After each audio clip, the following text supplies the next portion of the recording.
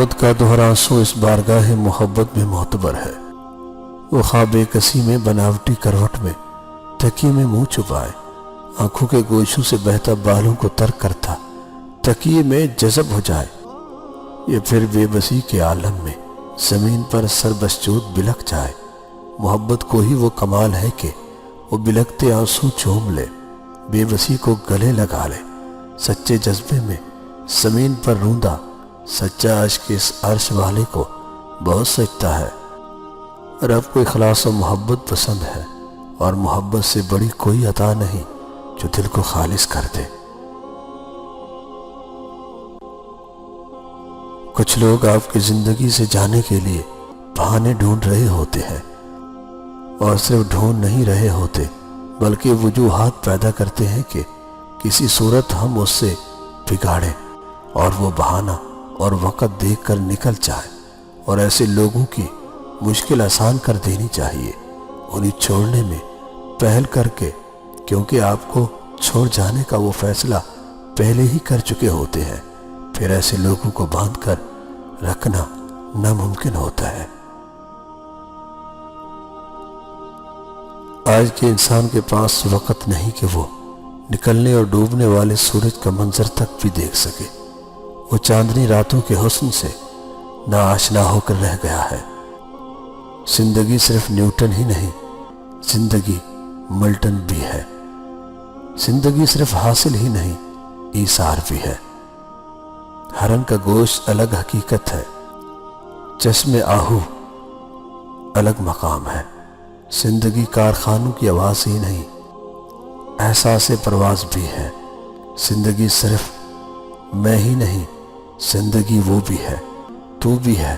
زندگی میں صرف مشینیں ہی نہیں، چہرے بھی ہیں، متلاشی نگاہیں بھی۔ زندگی مادہ ہی نہیں، روح بھی ہے، اور سب سے بڑی بات زندگی خود ہی معراج محبت بھی ہے۔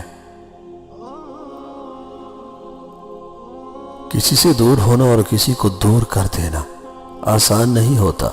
لوگ سمجھتے ہیں کہ ہم بے حس ہو گئے ہیں، لیکن بہتری کے لیے راستے الگ کرنا پڑتے ہیں۔ اس ایک حقیقت میں بہت تلخی چھپی ہوئی ہوتی ہے۔ ہو سکتا ہے جسے آپ بے رخی سمجھ رہے ہو وہ اس شخص کی ذات کا اذیت بھرا دور ہو۔ ہم غذا میں تمام عمر مٹی کھاتے رہے، آخر کار بدلہ میں مٹی نے ہم کو کھا لیا۔ جب تو بھوکا ہوتا ہے تو کتا بن جاتا ہے، بد مزاج اور بد خصلت ہو جاتا ہے، اور جب تیرا پیٹ بھر جائے تو مردہ ہو جاتا ہے۔ دیوار کی تصویر کی طرح بے خبر اگر تو ایک وقت میں مردار ہے اور دوسرے وقت میں کتا ہے تو شیروں کے راستے پر کب چل سکتا ہے؟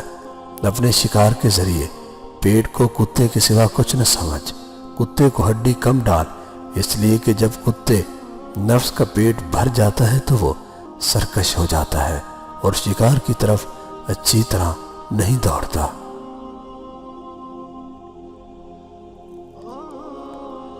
مجھے اب رشتوں میں خاموشی سے ڈر لگتا ہے۔ جس رشتے میں خاموشی ہو مجھے محسوس ہوتا میں شاید وہاں بوجھ ہوں۔ اب کوئی ایک قدم مجھ سے دور ہو تو میں 10 قدم دور ہو جاتا ہوں۔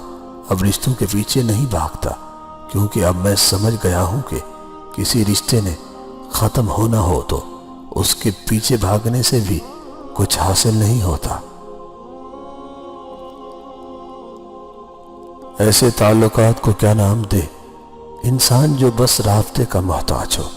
ہم نبھائیں تو سامنے والا نبھائے گا، ہم چپ تو سامنے والا بھی چپ۔ مطلب تو یہ ہوا کہ ہم نبھائیں گے تو ہی قدر پائیں گے، جہاں ہم چپ سامنے والا بھی چپ۔ کسی شخص نے رزق میں اضافہ کا وظیفہ پوچھا۔ ارشاد ہوا کہ اگر وظائف پر روزی موقوف ہوتی تو دنیا میں ملاؤں سے زیادہ کوئی امیر نہ ہوتا، لیکن وظیفہ تو اس معاملے میں الٹا اثر رکھتا ہے، کیونکہ دنیا ایک میل کچیل ہے اور نام خدا ایک صابن۔ بھلا صابن سے میل کیوں کر بڑھ سکتا ہے؟ تم نے کسی وظیفہ خواہ کے گھر پر ہاتھی گھوڑے موٹر گاڑی دیکھی ہے؟ خدا کا نام تو صرف اس لیے ہے کہ اس کی برکت سے دنیا کی محبت دل سے دور ہو جائے، نہ اس لیے کہ دنیا میں اور زیادہ آلودہ ہو۔ پھر اس کو ایک وظیفہ بدلا کر کہا، گھر پر پڑھا کرنا، خدا کے گھر میں دنیا طلبی کا کیا کام، مسجد میں نہ پڑھنا۔